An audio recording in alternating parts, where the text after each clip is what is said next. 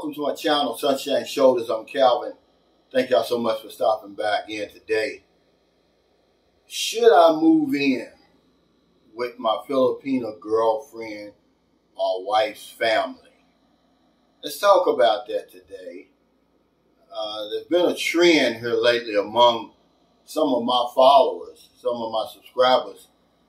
They're coming to the Philippines and directly moving in with their girlfriend or wife's family. Is that a good thing? And I just want to have that discussion today and give you my boots on the ground experience, because I experienced that.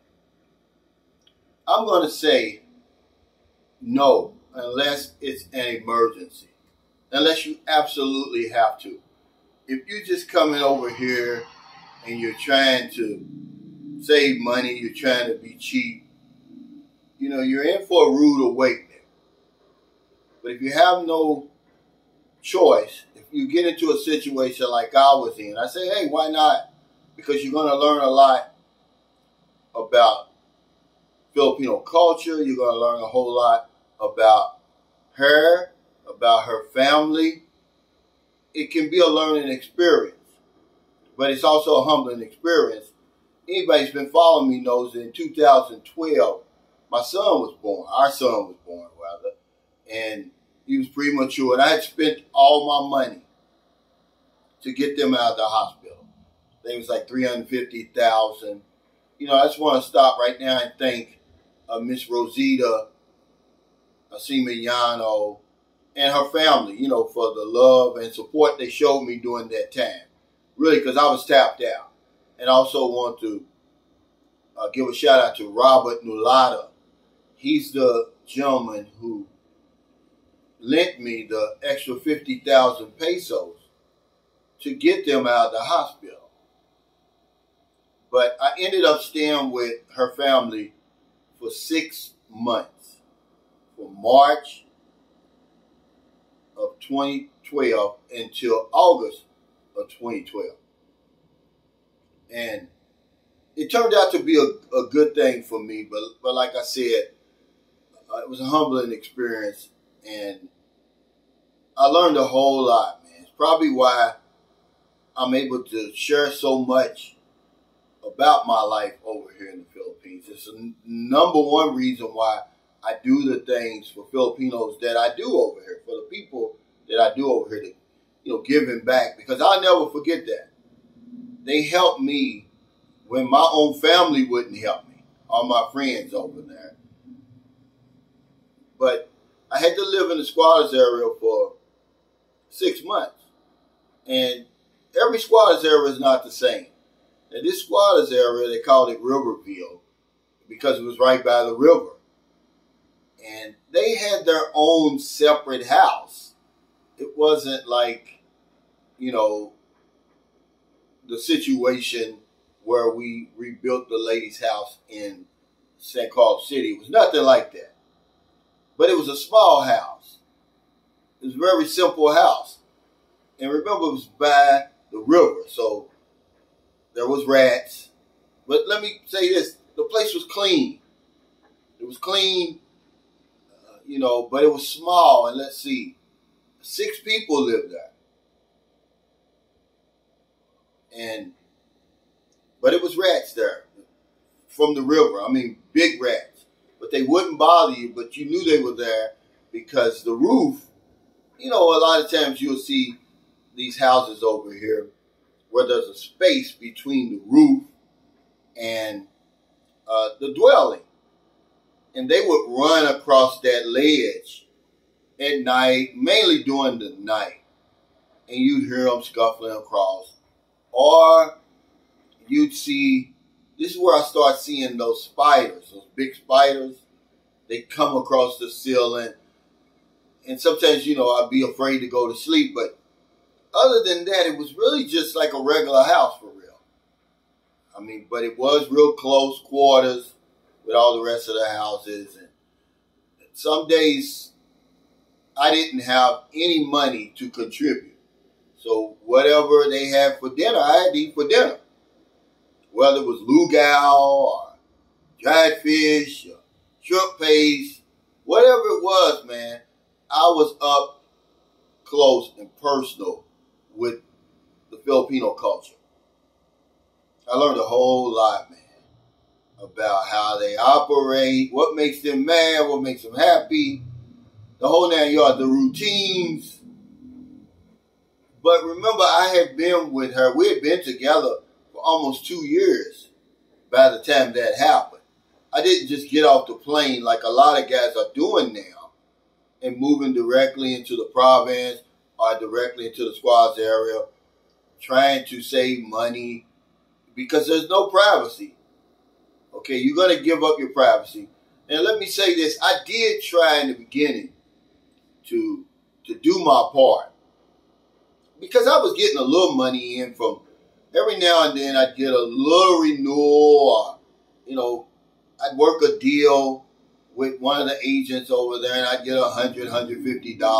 But for the most part, I was broke and eventually had to get help from the embassy to get back home. But I'm kind of getting ahead of myself because I had some money left.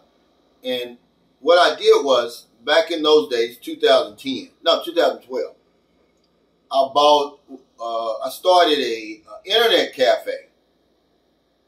But it's not going to work, guys, when they have brownouts the way that they did. And we were only charging 10 pesos an hour. And I had 3 computer units. And we'd make 60, 70 pesos a day. And then what I also did was I took some money and I bought some small computers, almost like iPads or something. And I was going to resell them, but hell, who was I going to resell them to? That didn't work. That fell through. So it was really humbling. I was basically broke for that 6-month period. And there was no privacy.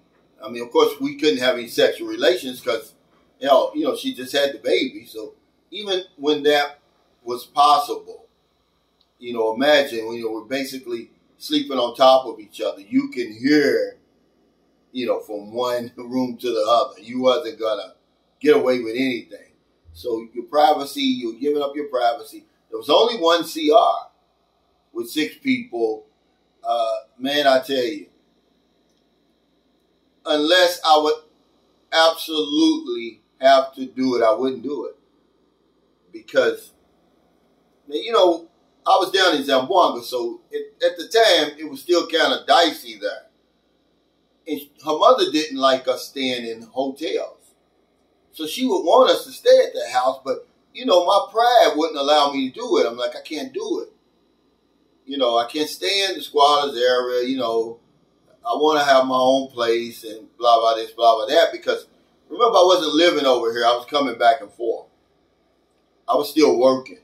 I did not have a residual income. A lot of the things that I try to share with you guys, I did not have that. That's why I couldn't stay. But I eventually stayed altogether was 13 months consecutively. It was the longest I'd ever stayed. But you give up your privacy. You encounter just some uncomfortable situations. Like I said, with the rats and everything. But they were the nicest people, man. I mean, modest. I mean, they never asked me for anything because they knew I didn't smoke up, drink up, or gamble the money away. They knew where that money went. But just to come over here, guys, I mean, it's a lot you got to swallow. It's a lot you got to get used to. I wouldn't do it right away. Like I said, we've been together for almost 2 years, about 1.5 years before that ever even occurred. But some of you guys got a lot of nerve to get right off that plane and go in the province, squads area, or wherever it is. I got to tip my hat to you. It's going to be stressful on your relationship. You just get to know each other. We kind of knew each other by that time, but you're just getting to know each other. You're really indulging on her family. I don't care how much they need the money. You're stretching that little bitty space that they already have. You're in there. You're taking somebody's spot. And any intimacy or anything like that, it's gone out the window. I mean, imagine, there's no hot water. All of this stuff you got to get used to right away. There's no entry period. There's no easing in period. There's no adjustment period. You jump from the frying pan into the fire. Guys, think real hard about this before you do it, because guys are doing it. They want to get over here so bad. They're trying to save and hold on to their money so bad that they do that, man. And it's really, honestly, a plan that's going to fail eventually. It's going to fail. It's just too tough to do, man. Imagine that's 2012. I started coming over here 2009, so I had been coming to the Philippines off and on for 3 years before I was forced to do it. I was forced to do it. I didn't have any other choice. But you guys are stepping off the plane and doing it, man. It just, I don't know. I really don't know how the family is even going to look at you. Of course, you're welcome. That's why you do it. But I think you're trying to be cheap. I think you're biting off a whole lot more than you can chew. And if you have to move in with your girlfriend or your wife's family, man, something's not right. Now, if they live in a fancy place that's on par with what you're living in your country, why not? But for the most part, it's not going to be that way. It's not going to be anywhere near that. Okay, you flush the toilet with the buckets. You're doing all of this right off the plane. Man, I don't know, guys, no privacy. I mean, you can hear every little thing. If the man in the other room is snoring, you can hear it. If they're doing something in the other room, because, this is their culture. You remember, you're walking into their lives. They may not be ashamed of doing it. You're going to hear that. It's the whole 9 yards, man. If somebody's in the bathroom, you're going to smell it. So just think about that, guys. The Philippines isn't going anywhere, man. Save your money. Be in a position where you can come over here and stand on your own 2 feet. I don't care how much she says you're welcome. And the family's going to welcome you in. But you're biting off a whole lot, man, that you have no idea what you're doing. I know it because guys over here, they're shocked at some of the stuff they encounter. Imagine you have to do that every single day. It's not easy taking cold showers. I've been doing it for years. I never got used to it, really. I'm so thankful we was finally able to get that warm water. It's so much better now, So think about that, guys, because it's kind of like a troubling trend. I've seen 3 guys do it. 3 since the Philippines opened up. I mean, they right in the belly of the beast. And I don't think it's a good look, man. But, I mean, who am I? I mean, if you down on your luck like I was, where it was literally an emergency. I had nowhere to go. Okay, I was able to do it. And it was a learning experience for me. If you're going to do it, let it be a learning experience. But it's going to be tough, man. It's going to be hard. Probably that transition. I don't know if there's anything harder. The boot camp wasn't even harder than that. I mean, really, you got to swallow your pride. I mean, it's a whole lot that's going on in those provinces, in those squatters areas. Of course, how's that going to look on the woman's family? Which you supposed to be this rich foreigner, you're coming over here and you have to live with them. They know what's going on. They know what to expect. They got expectations too. It's just not a good look. But I just wanted to talk about it because it's a troubling trend. A lot of guys are doing it, trying to save money, trying to be cheap Charlie, trying to be around the woman as much as they possibly can. Trying to take shortcuts in order to come over here and stay. There's nothing wrong with coming back and forth. There's nothing wrong with that. I would rather do that than to compromise myself and move into her parents' home, because it's not going to be her home. And even if it is, I'm going to tell you, it's a transition that you don't want to make coming right off that plane. So thank y'all so much for stopping by again.